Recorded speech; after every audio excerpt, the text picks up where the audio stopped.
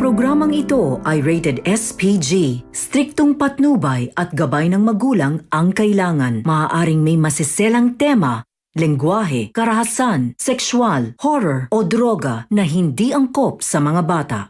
Magbabago na si Zoe. Ang kaligtasan ni Annalyn at ibang tao sa Apex para sa kapakanan ng sikat na pamilyang tunay na nagmamahal sa kanya. Panoorin natin Abot Ka My Dream. Inamin na ni Zoe kay RJ na siya ang dahilan ng aksidente ng kanyang lolo, ngunit hindi pa pinatawad ang kanyang RJ. After habang umamin si Zoe kay Giselle, lahat ng mga kaganapan kasama si Don Pepe. Nagalit din si Giselle. Sinampal siya ni Giselle, pero tinanggap ni Zoe lahat nito dahil para sa kanya ay hindi pa rin ito sapat sa lahat ng kasalanan niya.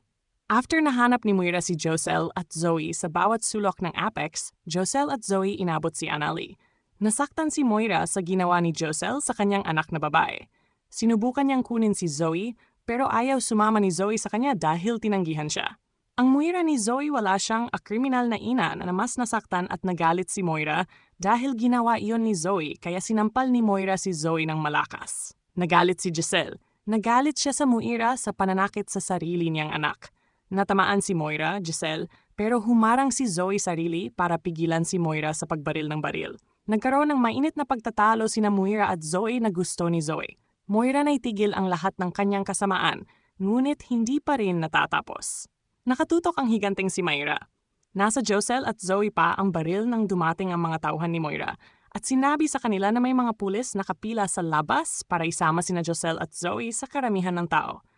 Pinoprotektahan ni Zoe si Giselle dahil may sugat pa si Giselle sa dibdib noong nasa ere siya. Grabe si Moira galit kay RJ at Lynette.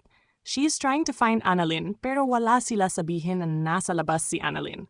Bibig ni Moira, nakuha niya si Doctor.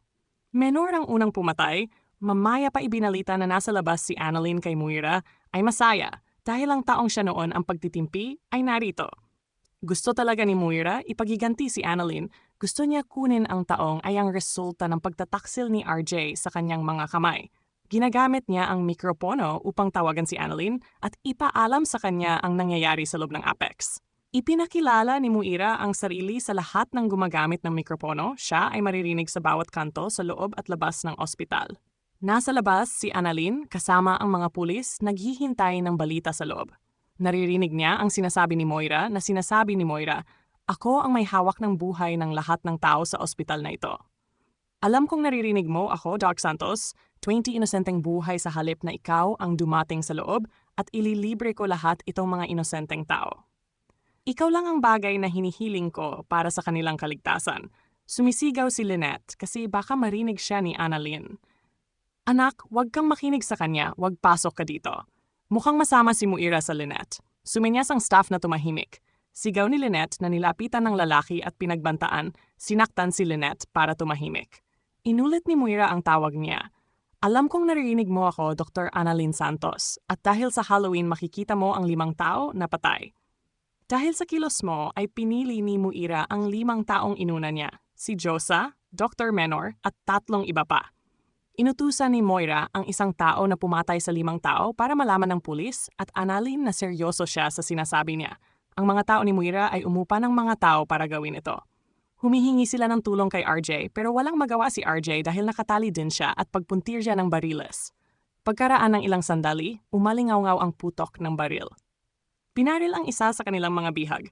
Ang bihag ay namatay kaagad, lahat ay natakot, nagulat ang mga tao sa labas. Takot na takot din si Annalyn. Umiiyak siya. Sinabi niya sa pulis na kailangan niyang gawin. Pumasok ka. Tutal ano naman siya.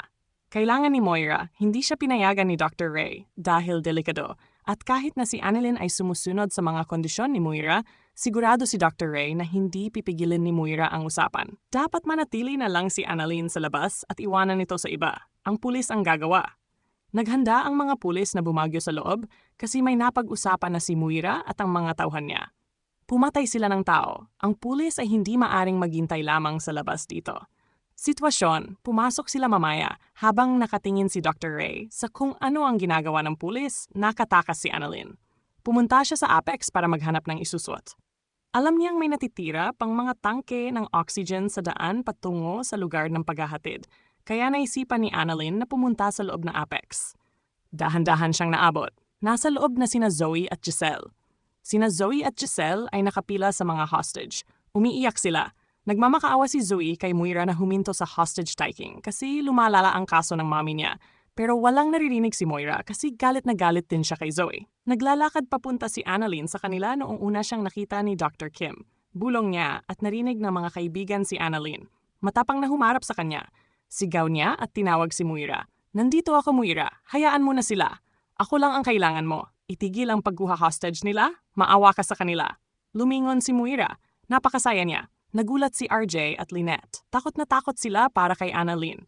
Umiyak sila at nagmamakaawa kay Moira. Natigilan si Annalyn hanggang sa mabagal ang oras kay Dr. Kim. Tumayo siya ng dahan-dahan para hindi makita ng mga kriminal. Nakipagbuno kay Dr. Kim. Nagkaroon ng kaguluhan sa loob. Tumayo din si RJ para lumaban. Tumayo din si Zoe para kumuha ng baril para tutukan ang sarili. Tinawag ni Zoe ang mami niya. Mami, stop ang kasamaan mo. Kung hindi ko babarilin ito, nakikiusap ako sa iyo, sao, itigil mo ito. Ako ay natatakot. Moira, maybe laging gagawin ni Zoe ang sakripisyong gagawin niya para kay Annalyn. Mami, please wag kang masaktan. Hinayan siya ni Annalyn. Sila ang nag-iisang pamilya ko. Paano kung makulong ka? Paano naman ako, Mami? Walang magmamahal sa akin ngayon. Sila lang ang tunay na tao na mahal ako. Kung mawawala ako, si Annalyn mas tatapusin ko pa ang buhay ko. Handa kong ibigay ang aking buhay upang bayaran ang ating mga kasalanan. Maraming buhay ang nawala dahil sa atin. Kaya please, Mommy, sumuko na lang. Iniiyakan mo lahat yan. Pinapakita talaga ni Zoe. Nagbago na talaga si Zoe dahil payag siya ialay ang kanyang buhay kapalit ng kaligtasan ni Annalyn at ng mga tao bihag ni Moira. Natigilan si Moira. Mamaya, pumasok ang mga pulis. Utos ni Moira sa kanyang mga tauhan na sumuko. Nagsisi si Moira na naawa siya kay Zoe kasi totoo naman ang sinabi ni Zoe na ang tanging sikat na pamilya ay ang mga taong nagmamahal sa anak niya kung sakaling makulong siya. Hanggang doon umalis si Meyer, ang kanyang pagsuko sa pulis, at ano ang maaari nating abangan sa darating na pagtatapos ng abot kamay na pangarap. Please like ang video na ito at mangyaring mag-subscribe sa aking channel. At magkikita pa tayo sa ang natitirang mga yugto.